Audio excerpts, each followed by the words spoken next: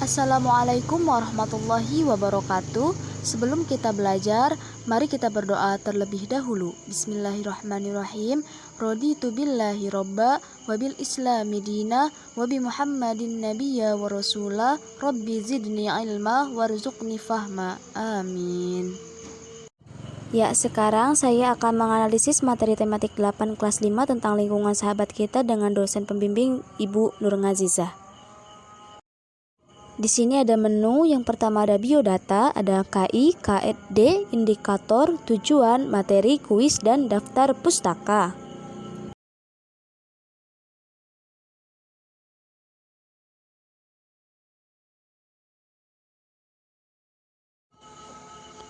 Oke, yang pertama yaitu ada biodata. Nama saya Risma Yulianti, NIM 202180026, kelas 3A, Program Studi Pendidikan Guru Sekolah Dasar, instansi dari Universitas Muhammadiyah Purworejo.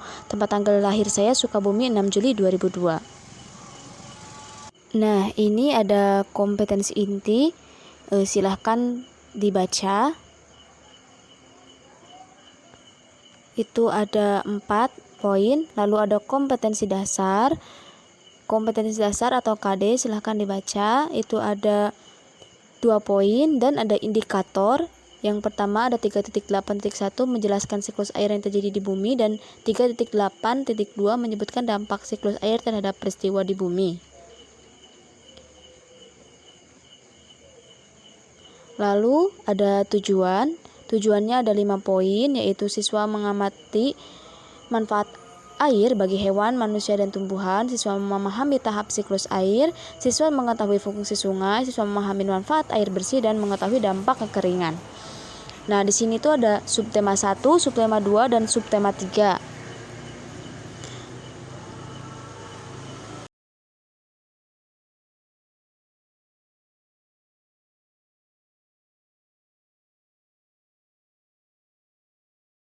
Ya, subtema 1 ada pembelajaran 1 tentang manusia dan lingkungan. Nah, materinya itu tentang manfaat air. Ada manfaat air untuk hewan, tumbuhan, dan manusia.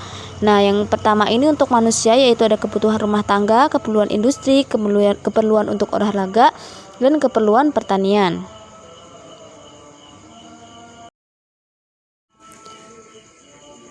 Lalu selanjutnya yaitu ada manfaat air untuk hewan, yaitu sebagai tempat hidup, membantu proses pencernaan, dan untuk membersihkan tubuhnya.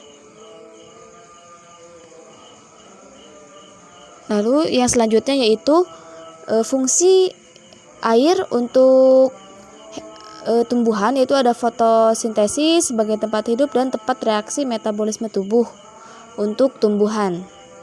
Gitu. Lalu di pembelajaran 2 yaitu manusia dan lingkungan, materinya tentang siklus air. Pengertian siklus air yaitu siklus air merupakan siklus atau perputaran air secara terus-menerus dari bumi ke atmosfer lalu kembali lagi ke bumi. Siklus ini terjadi melalui proses penguapan, pengendapan, dan pengembunan.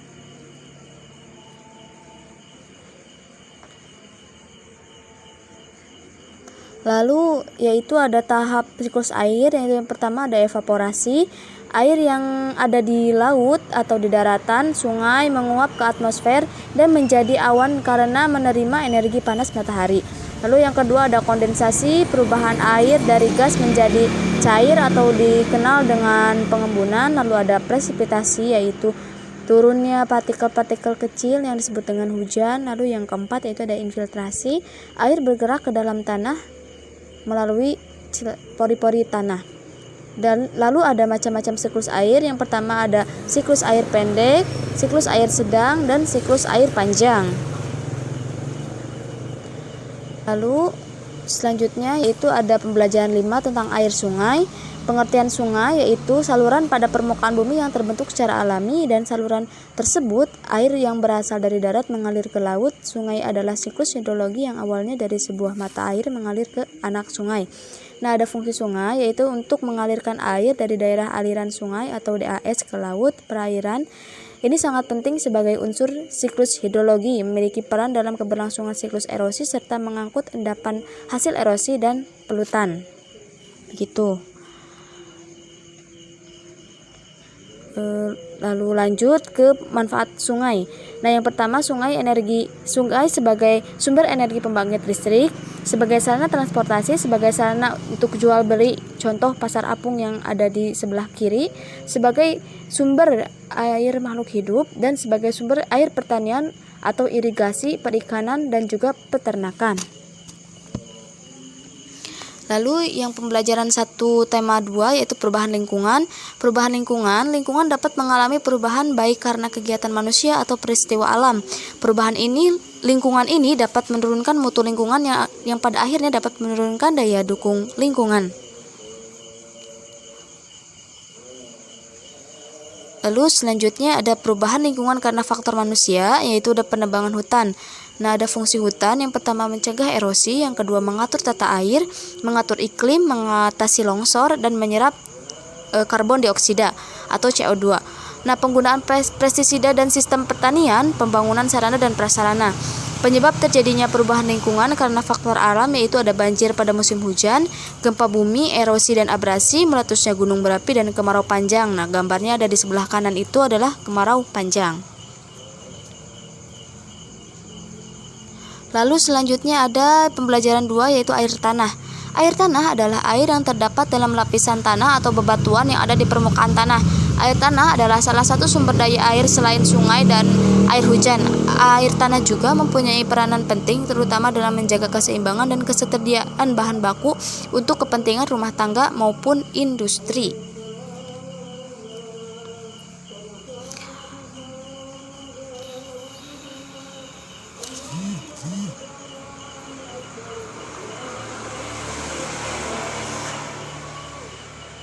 Nah, ini adalah skema lapisan air tanah yang sebelah kiri, dan yang sebelah kanan adalah gambar kekeringan. Nah, kekeringan dibagi menjadi 2, yaitu kekeringan alamiah dan kekeringan karena ulah manusia.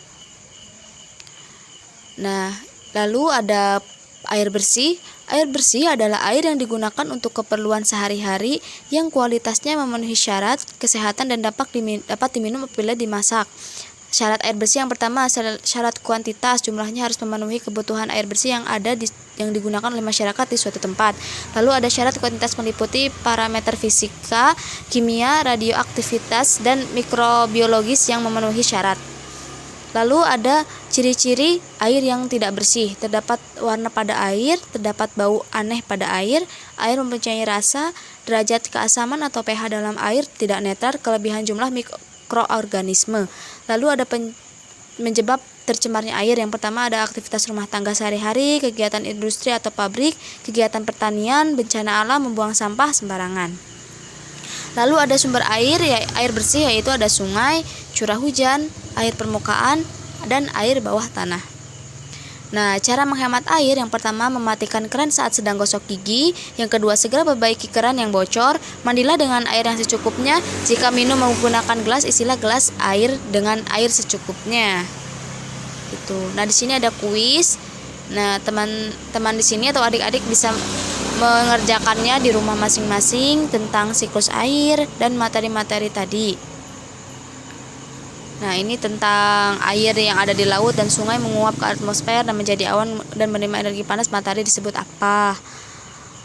Lalu, nah ini perubahan air dari gas menjadi cair atau dikenal dengan istilah apa? Ada air bergerak dan air ada yang satu sumber daya alam. Nah, ini bisa adik-adik dikerjakan ya untuk sebagai latihan. Nah, ini adalah daftar pustaka pembuatan peta konsep ini sebagai materi.